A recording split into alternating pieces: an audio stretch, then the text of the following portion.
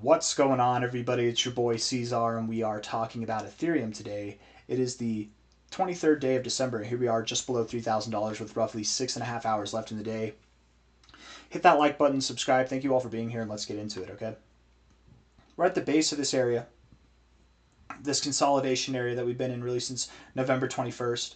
I'm seeing all kinds of stuff on X.com. People are like, man, something broke on 10/10. We've been non-stop selling since 10/10. And it's like, what do you mean? Dude, it's been over a month. We've been moving sideways with higher highs and higher lows. For Ethereum, for Bitcoin, for various cryptos across the space, like, people are dramatic right now. It's crazy how traumatized people are because of what happened between October 10th and November 21st, right? I mean, that's a big drop. It's a massive drop. But people are acting like here we've been dropping since then, this whole time. Whenever the reality is we haven't dropped. We've actually been on the up and up since November 21st for over a month now. We've been on the up and up.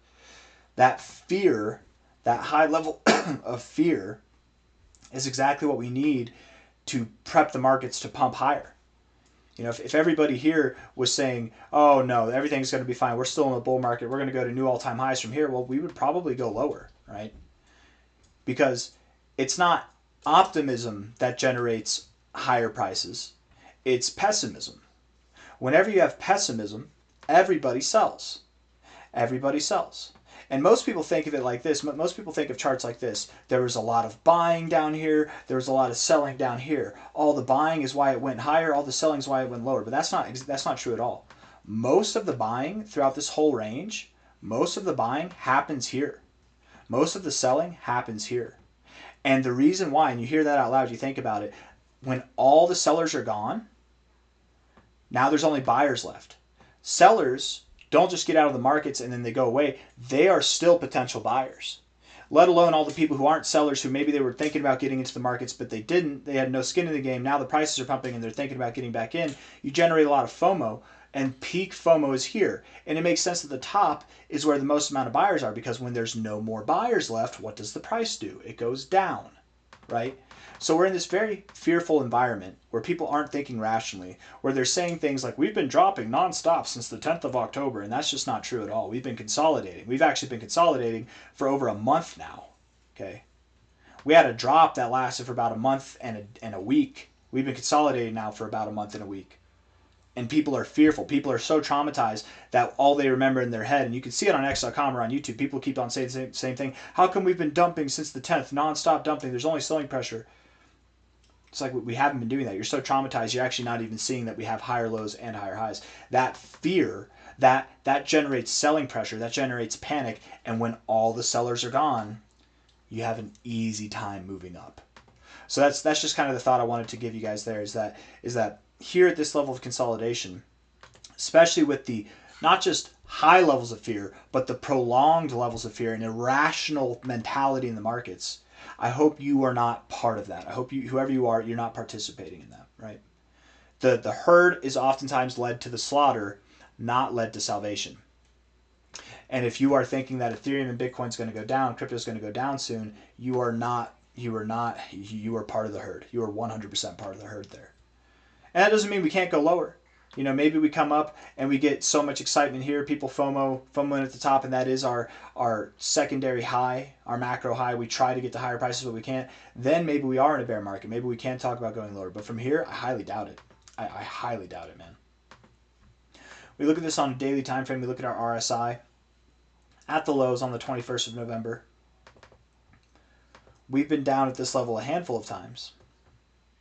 And typically it's at these levels that we find our lows, right? Typically it's at these levels that we find our lows and we continue to move higher, right?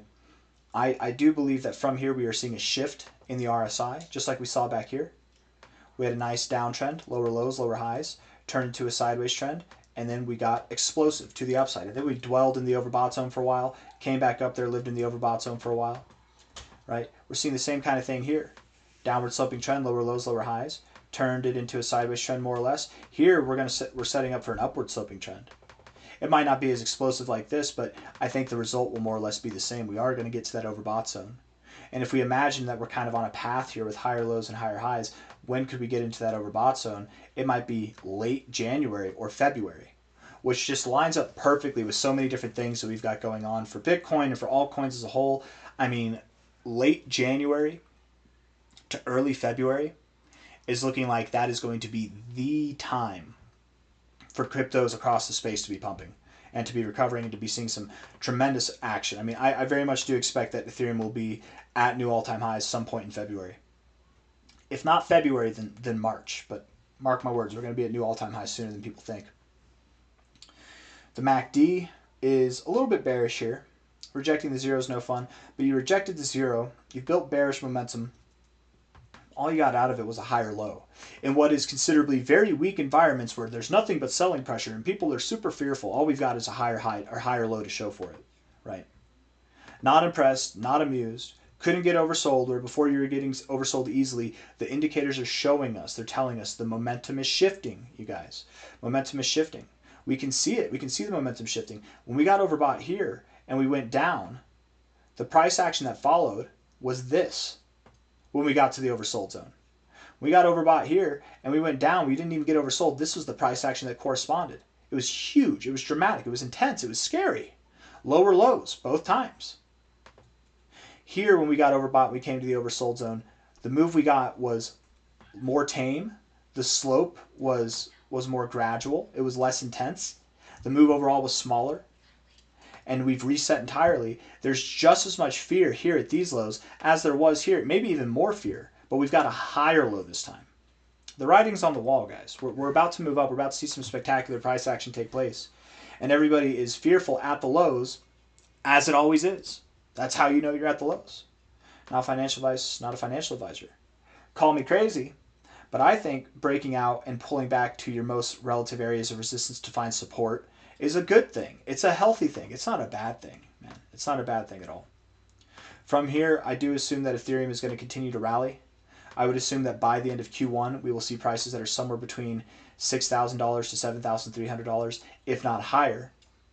And that's really all I got to say. So if you liked the video, hit the like button, subscribe. Thank you all for being here. As far as the short-term stuff goes, you know, tomato, tomato, whatever, who cares? We're probably just going to be moving sideways until January. Late January to early February, that's when things will get exciting, okay? Until then, every dump is for pumping. Every pump is for dumping. Get excited at the lows. Get nervous at the highs. Do it in reverse, and you'll have a better time over the next month or so. Take care. I'll see you on the next one. Bye.